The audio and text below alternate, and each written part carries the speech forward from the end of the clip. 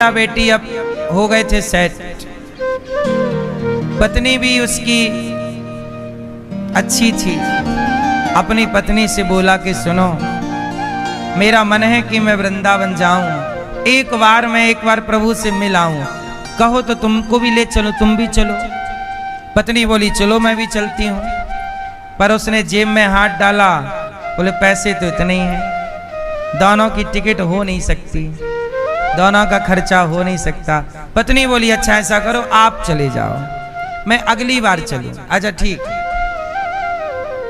आज वो बड़ी खुशी से उस स्टेशन में पहुंचा, टिकट कटाई, मथुरा की रेल आई, ट्रेन आई, ट्रेन में बैठा, जर्नल डिब्बे पे ही बैठा और बड़े प्रेम से बहुत खुश है, मैं वृंदावन जा रहा हूं, मैं वृंदावन जा रहा हूं, प्रभु से मिलूंगा, दर्शन करूंगा, बहुत खुश है। मथुरा उतरा, ऑटो वाले से कहा वृंदावन जाना है, ऑटो वाले ने छोड़ दिया वृंदावन। अब वृंदावन आ गया। जब वृंदावन आया तो देखा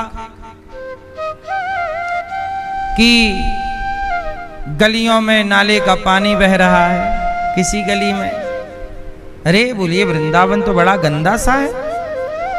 कल्पना उसकी अलग थी, कल्पना उसकी, आप कल्पना अलग करते हैं और कई बार रियल में कुछ और होता है। अब आया तो पानी यानी वर्षा होगा तो नाला ओवर बह रहा गली सड़क में। अरे ये तो वृंदावन में नाला बह रहा। देखा तो बड़ा गंदा, चारों तरफ गंदगी फैली। बोला ये कैसा वृंदावन। अब वो बेचारा, उसने कहा वाह यमुना मैया, आप हमें यहाँ ये इसलिए बुलाई थी कि बिल्कुल हमें निर्वस्त्र कर दोगे। लजोला भी चला गया, क्या क्या तुम्हारे लिए सपने सजाए और तुमने तो यहाँ बिल्कुल नंगा ही कर दिया। कि तभी ना एक कपड़ा बहता हुआ उसकी तरफ आया यमुना जी ने। अच्छा अच्छा ये आ गया, अच्छा ये आप चाहती हो मैं ये पहनूं। वो नया कपड़ा था, लगता कफन का टुकड़ा कोई जलाया होगा तो फेंक दिया होगा। उसने कहा ये कफन लग रहा है, चलो कोई बात नहीं। उसने लपेट लिया और बाहर आया। बड़ा थका हुआ था, खाने को मिल ही गया, नहा भी लिया। पेड़ था, पेड़ के किनारे थका हुआ, कहीं और जगह तो मिली नहीं, सो गया। और जब सोया तो देखता क्या है कि ऊपर शाम का टाइम हो गया, आकाश बिल्कुल खुला हुआ, पवित्र, कोई बादल नहीं, नीला गगन, नीला आकाश, आसमान। ऊपर देखता क्या है कि ऊपर बांसुरी की ध्वनि उसके कान में गई। बांसुरी बजी, और जब बांसुरी बजी तो उसने देखा कहां से आवाज आई। देखा तो आकाश में बड़े सुंदर श्याम सुंदर खड़े हैं। ठीक है, राधा रानी बोली तो देखो। अब श्याम सुंदर खड़े, राधा रानी से कहा कि नाचना है पर हार नहीं हिलना चाहिए, आभूषण और वस्त्र। अब राधा रानी ने ऐसे नृत्य किया कि सचमुच कुछ शरीर के आभूषण और वस्त्र हिला ही नहीं। अब सखियां ताली बजाई, हाँ राधा रानी जीत गई, राधा रानी जीत गई, कन्हैया राधा रानी जीत गई, हाँ जीत गई। अब राधा रानी बोली कन्हैया आप जैसा हम कहती हैं वैसा करो। हाँ हाँ बताओ क्या करना है। अब आपको नाचना है, पर ऐसे नाचना है कि आपके कानों के कुंडल हिलने नहीं चाहिए, आपके माथे पे लगा मोर पंख हिलना नहीं चाहिए। अब नाचो। और जैसी राधा रानी ने कहा अब नाचो, तो भगवान श्री कृष्ण अपना सामान लिए और भागने लग गए। और भाग रहे हैं कन्हैया। राधा रानी बोली अरे ललिता पकड़, ललिता पकड़ कन्हैया को। अब ललिता पीछे दौड़ी और फिर तुंग विद्या तुम भी, सुदेवी तुम भी, और राधा रानी भी दौड़ी। और कन्हैया ये चीटिंग है, ये हारना नहीं है, तुम्हें भी हमने तुम्हारे लिए नृत्य किया, तुम भी हमारे लिए करो। अब आगे आगे कन्हैया भाग रहे, पीछे पीछे गोपियां भाग रही, और इस दृश्य को वह आदमी जो रेल से आया था वह टुकुर टुकुर देख रहा है। वाह प्रभु, आपकी ये लीला है। कभी आप भाग जाते हो, कभी आप खेलने लग जाते हो, उस सखी का पांव रखते हैं और सखी के पांव को पकड़कर उसकी पायल को ठीक करते हैं। तभी कन्हैया ने, अब वो भक्त जो वहां रेल से आया और प्रभु का ये सब दर्शन कर रहा, तो उसने कहा प्रभु, अच्छा वो देख रहा है इतने कृष्ण इतनी गोपियां एक साथ लीला, बोला मैं कहां सेवा में लगूं। तब उसने कहा कि मैं पान अच्छा लगा लेता हूं। पान, उसको पान वान लगाने का अभ्यास रहा, उसने भाव बनाया कि पान, और पान लगाकर उसने प्रभु को दिया, प्रभु आप पान खाइए। और जैसे ही पान भगवान ने उसके हाथ से लिया और पान रखा, सारी गोपियां बोली प्रभु ये आपका पान जो आपने खा लिया है, जरा ये प्रसाद रूप में हमें मिल जाए तो बड़ी कृपा। तो भगवान ने पान खाया और चबाया। वो चबा ही रहे थे कि तभी गोपियों ने हाथ पसार लिया हमें भी। तो भगवान ने अपना ही चबाया हुआ पान सखियों को दिया और गोपियों ने उस प्रसादी पान को ग्रहण करके अपने जीवन को कृतार्थ किया। अब यहाँ पर राजा परीक्षित जी ने सुखदेव भगवान से सवाल किया कि गुरुदेव ये बताइए कि ये जो गोपियां हैं जो भगवान के संग कभी भगवान से कह रही हैं पायल ठीक कर दो, कभी हमारी चोटी बांध दो, कभी अपना पान हमें दे दो, ये गोपियां हैं कौन? ये कौन है जो प्रभु के संग ये लीला में सम्मिलित हैं? इन सभी गोपियों ने, इन सभी संतों ने तपस्या की और आज गोपियों के रूप में प्रकट हुए। तब वह रेल से आया हुआ व्यक्ति ने भगवान के चरणों में प्रणाम करते हुए कहा कि प्रभु ये आपकी गोपियों ने तो हजारों साल तपस्या की, तब जाके आपकी रास लीला में इनको स्थान मिला, पर मैं अधम, मैं पापी, मैंने तो कोई पुण्य नहीं किया, फिर आपकी इस लीला में आपने मुझे क्यों सम्मिलित किया, मुझे दर्शन क्यों दिया? तब भगवान बोले उस भक्त से कि भैया तुमने मेरे से इस जन्म में ही इतना प्रेम कर लिया कि जो संत तपस्या करके 100 साल में पुण्य इकट्ठा करते हैं वो तुमने मेरे प्रेम में मुझसे प्रेम करके और वृंदावन के लिए तड़प कर है। जितनी गोपियां उतने कृष्ण, यही है रास दिव्य लीला। भगवान ने सारी गोपियों को बुलाया, कहा कि अपने अपने घर जाओ। गोपियों ने कहा प्रभु आपको छोड़कर हम कहां जाएं?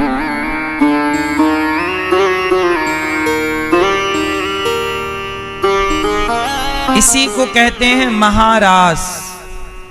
इसी महारास में भगवान शंकर आए, नारद जी आए, हनुमान जी आए, जो भी आए, पर आए किस रूप में? गोपी के रूप में। कौन समझेगा? वही जिसको भगवान समझाना चाहें। यदि भगवान आपको समझाना ही ना चाहें, अब देख लो ना, राम जी ने बाली को मार दिया और बाली की पत्नी रोती हुई आई तारा कि आपने मेरे पति को मार दिया। तब भगवान बोले तारा तुम क्यों रोती हो? जीव नित्य के ही लगी तुम रोबा, क्यों रो रही हो? तुम्हारा पति, ये रहा तुम्हारा पति पड़ा हुआ है। तारा को समझाया तो 2 मिनट में समझ गई, और नहीं समझाना चाहा तो समझाने गए थे शांति दूत बनकर कृष्ण दुर्योधन को। सच बताएं, आप यदि समझ गए तो समझ लो कि प्रभु ने समझाना चाहा है, और आप नहीं समझे तो समझ लो प्रभु समझाना ही नहीं चाहते।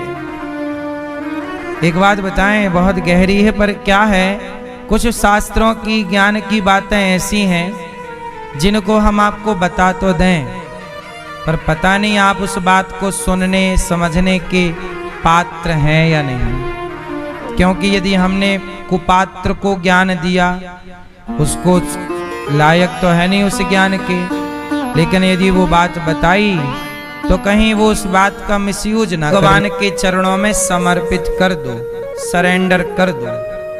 और सरेंडर करने के बाद जो भी कुछ हो रहा है वो अपनी ज्यादा खोपड़ी मत लगाओ, अपना ज्यादा दिमाग मत लगाओ, क्योंकि ये संसार तुम्हारे दिमाग से चल ही नहीं रहा है। क्योंकि ये संसार आपके दिमाग से, जब आपके पास दिमाग था ही नहीं तब भी ये संसार चल रहा था, और जब आपके पास दिमाग होगा ही नहीं तब भी ये संसार चलेगा। इसका मतलब है यहाँ दिमाग लगाने की जरूरत। इसलिए कहता हूं, अपना दिमाग पढ़ाई में लगाओ, अपना दिमाग समाज की सेवा में लगाओ, अच्छे कामों में लगाओ, और अपना दिल भगवान के चरणों में लगा दो। और जो कुछ हो रहा है उसे स्वीकार करो, क्योंकि यही अटल सत्य है। परेशान लोग इसलिए होते हैं क्योंकि वो ईश्वर की मर्जी में खुश नहीं है। मैं उदाहरण दे दूं, सुनो। मतलब ये संसार अपने ही ढंग से चल रहा है, हमारा और आपका चाहा। ये दास अनिरुद्ध यहां बैठकर आपको सुनाएगा, ये भी मेरी मर्जी नहीं है। मुझे यहां बैठ के आपकी सेवा के लिए नियुक्त भी भगवान ने ही किया है, वरना मैं तो अपने गांव में आराम से गाय चरा रहा था। पर गाय चराने वाले एक बालक को प्रभु ने अपने धाम वृंदावन बुलाया। मैं भी यहाँ का नहीं हूँ। ये दास अनिरुद्ध की जन्मभूमि मध्य प्रदेश के पास एक छोटा सा गांव, हमारे गांव में, हम उस गांव से हैं जिस गांव में एक आलू को बीच से काट कर आधे आलू की सब्जी सवेरे बना ली जाती है और आधे आलू की साग शाम को बना करके, आलू की साग में पानी ही पानी होता है। हम उस गांव से हैं जिस गांव में एक आलू को काट के सवेरे आधे टमाटर, आधा टमाटर काटा तो आधे टमाटर की सब्जी या दाल में आज सवेरे भी डल गए और आधा टमाटर शाम को। उस गांव से हैं, इस परिवार से हैं हम। हमारा तो वृंदावन कभी हमने भी नहीं देखा था। 2006 हम तो गाय चराते थे अपना गांव में, खेतों में जा उसका लेकर ही तो चढ़ता है। कोई वैज्ञानिक ने तो आविष्कार नहीं किया कि भाई साहब मैंने खून बना दिया। क्यों भैया? इसका मतलब है कि शरीर का कोई भी हिस्सा तुमसे आज तक बना नहीं। बना हो तो बताओ। हाँ, तुमने मेडिकल साइंस को डेवलप किया, तरीके से इलाज किया, अच्छा है, होना भी चाहिए, लेकिन परमात्मा ने तुम्हें कुछ शक्ति दे दी करने की। लेकिन भगवान ने कहा कि देखो, जो तुम कर पाए वो भी भगवान की मर्जी से ही कर पाए। आप ये मत समझ लेना कि आपने चाहा और हो गया, नहीं। अब हनुमान जी जा रहे थे पहाड़ को लेकर के, संजीव लक्ष्मण जी नहीं मरते, हनुमान जी ना लाते तो प्रभु किसी और से ये काम करवा लेते। भगवान का काम भगवान ही कर लेते हैं।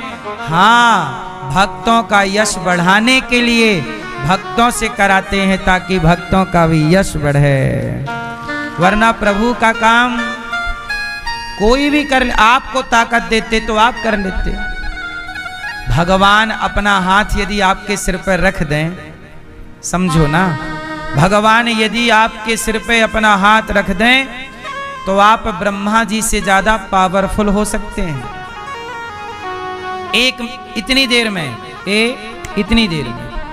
एक चुटकी को बजने में जितना टाइम लगता है, इतनी देर में आप ब्रह्मा से अधिक ताकतवर हो सकते हैं, यदि भगवान अपनी करुणा का हाथ आप पर रख दें तो। इसलिए मैं ये कैसे कहूं कि मैं करता हूं, आप कैसे कह देते हो कि आप करते हैं। आपके मेरे द्वारा, हनुमान जी के द्वारा, अंगद जी के द्वारा, जामवंत जी के द्वारा भगवान अपना काम ही इनसे कराते रहते हैं। ये पूरा संसार किसकी मर्जी से चल रहा है? हाँ, आपके घर में आपकी पत्नी जैसी है, पति जैसा है, पुत्र जैसा है, आपके घर का माहौल जैसा है, वो आपकी मर्जी नहीं है। बस आप एक काम कर सकते हो तो कर लेना, हर परिस्थिति में चुप रह के अपना काम करो बस। माँ ने छोटी सी उंगली ना भुलाया, वो लड़की के लिए दुल्हा बनाना भूल गया होगा क्या?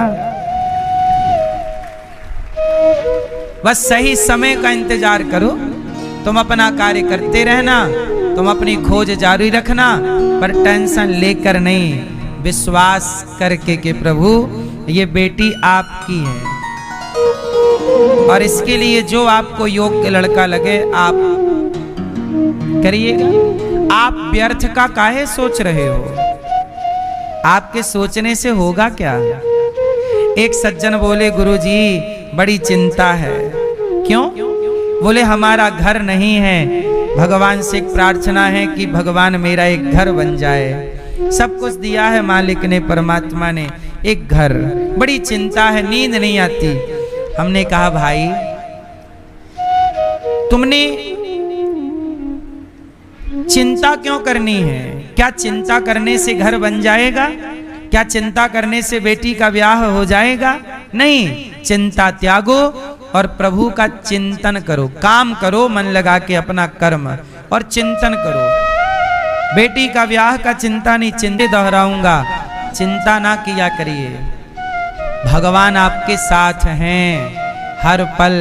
और ये संसार जीवन में जब आपके दुख आए ना तो रोया ना करो, भगवान की ओर देख के थोड़ा मुस्कुराया करो, प्रभु कोई बात नहीं, आप ही हमारी परीक्षा ले रहे हैं, लीजिए हम तैयार हैं। एक बच्चा होता है छोटा सा, जैसे ही उसे मां मारती है, एक थप्पड़ छोटे बच्चे को मां मारेगी तो बच्चे को एक थप्पड़ मारेगी मां तो बच्चा रोएगा। लेकिन एक चीज आपने देखी होगी, वो रोता हुआ बच्चा अपनी मां से ही चिपकता है। क्यों? ये बात सही है कि गलत है?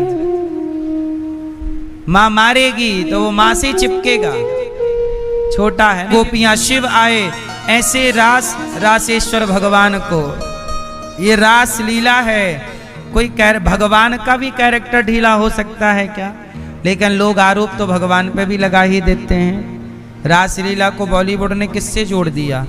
कैरेक्टर ढीला से ना। तुम करो तो रासलीला, हम करें तो कैरेक्टर ढीला। अब इतने मूर्ख लोग हैं, अब क्या कहें? भगवान की लीला को भी आज दुनिया ने कैरेक्टर ढीला से जोड़ दिया। इससे बड़ी मूर्खता, इससे बड़ा भगवान का अनादर क्या हो सकता है? लेकिन आप धन्य हैं सनातनी कि आप बहुत भगवान के अपमान को भी हंसते हंसते सह लेते हैं। कोई आपका अपमान कर दे तो आपको बड़ा बुरा लग जाता है, लेकिन भगवान का अपमान कोई आपसे कर दे तो आपको कोई दिक्कत नहीं होती, क्योंकि आप सोचते हैं कि ये अपमान मेरा तो है ही नहीं, ये तो भगवान का है। भगवान को भी अपना मानिए, भगवान की लीलाओं को समझिए, भगवान के हर चरित्र को समझिए। बिना समझे आप क्या कह पाएंगे, क्या सुन पाएंगे, क्या समझ पाएंगे? भगवान से ज्यादा सुंदर कौन होगा? अच्छा, एक बात सत्य है, सुनना। संसार की सुंदरता कई बार आपके मन को आकर्षित करती है। कई बार स्त्री की सुंदरता, पुरुष की सुंदरता आपके मन को आकर्षित करती है, लेकिन क्या बताएं, वह सुंदर स्त्री, वह सुंदर पुरुष आपके, यही तो आपकी परीक्षा है कि जब सुंदर स्त्री को देखकर भी, सुंदर मन पुरुष को देखकर भी आपका चित्त उसकी ओर ना खिंचे, तब भी आपका चित्त मन भगवान में ही लगा रहे, तब ना आप जीत गए। और यदि आप उस स्त्री पुरुष के पीछे भाग गए तब तो आप हार गए ना। वो लड़की है जो अपने हाव भाव से आपको खींचना चाहती है अपनी ओर, और यदि आप उसकी ओर खिंच गए तो वो जीत गई और आप हार गए। इसलिए कहता हूं, जगत की सुंदरता पर क्या मरते हो। एक संत जी एक स्त्री को देखकर मुस्कुरा रहे थे, तो एक आदमी बोला, वाह साधु जी, आप भी स्त्री को देख रहे हो, मुस्कुरा रहे हो, क्या आपका भी चित्त चला गया? तब संत जी ने कहा कि मैं जो देख रहा हूं वो तू नहीं देख पा रहा है, और जो तू देख रहा है वो मैं देखना ही नहीं चाहता। तो आप क्या देख रहे हो? तो संत जी ने कहा कि मैं इस लड़की की ओर देख तो रहा हूं, पर मैं इस लड़की को नहीं देख रहा हूं। मूर्ख हैं, पागल हैं जो आपसे भी अधिक सुंदर किसी को देखते हैं। इसलिए मैया, भगवान से सुंदर कौन होगा, जगत में ना उलझी रहिए। अच्छा एक बात बताओ, कोई कितना भी सुंदर हो, स्त्री या पुरुष, पर आप उस चमड़ी के भीतर झांक कर देखिएगा, सबके भीतर वही रक्त मांस मज्जा मलमूत्र भरा है कि नहीं। ने कहा कि महाराज, मेरी बेटी ने कहा है कि 1 महीने बाद आप उनसे मिल लेना, यदि आपको फिर भी मेरी लड़की पसंद रहे तो वो तैयार हो जाएगी। ठीक है। राजा बहुत खुश हुआ, 1 महीने बाद मिलता हूं मैं आपकी बेटी से। अब लड़की ने क्या किया कि उन 1 महीनों में खाना पीना बंद कर दिया, केवल पानी पीती और बस जीती रहे, प्राण रहे, इतना खाती। अब वो सूख गई, उसके तो सारी सुंदरता ही बह गई, हड्डी हड्डी सी दिखने लगी, बिल्कुल पापड़ जैसी हो रही, और चमड़ी लटक गई उसकी, बिल्कुल कुरूप सी हो गई। उसने नहाना भी थोड़ा कम कर दिया, फेस को धुलना, काली पड़ गई, सांवली पड़ गई, बिल्कुल बदसूरत हो गई। अब 1 महीना हो गया पूरा कंप्लीट। अब राजा सेनापति ने कहा कि मेरी बेटी, आप सूख ना मिट्टी चमड़ी की? बोलो हाँ। रावण कैसे निपट गया?